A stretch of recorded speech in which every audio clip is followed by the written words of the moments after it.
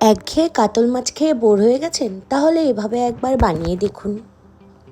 মাছগুলোকে ভালো মতো ধুয়ে নিয়ে তাতে লবণ আর হলুদ ভালো করে মিশিয়ে মাখিয়ে নেব। তারপর কড়াইয়ে বেশ খানিকটা তেল গরম করে তাতে একে একে মাছগুলো দিয়ে বেশ লাল লাল করে ভেজে তুলে নিতে হবে। তারপর ওই তেলেই ফোড়নে দিয়ে দেব 2টো শুকনো লঙ্কা এবং কালো জিরে।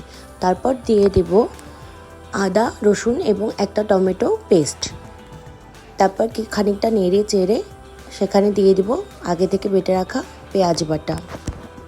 এরপর আমরা দেব আগে থেকে বেটে রাখা ধনেপাতা এবং কালো জিরে বাটা। তাতে দিয়ে দেব পরিমাণ মতো লবণ আর 2 চামচের মতো ফ্যাটানো টক দই দিয়ে সেটাকে ভালো করে নাড়িয়ে চাড়িয়ে কষিয়ে নেব কিছুক্ষণ।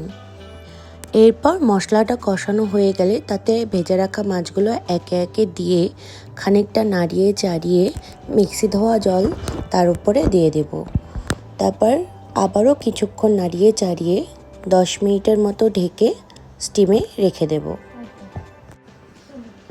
এরপর 10 মিনিট পরে ঢাকনা উঠিয়ে খানিকটা নাড়িয়ে চাড়িয়ে 5 মিনিটের মতো গ্যাসে হালকা ফ্লেমে রেখে দিলেই রেডি আমাদের কালো জিরে কাতলা।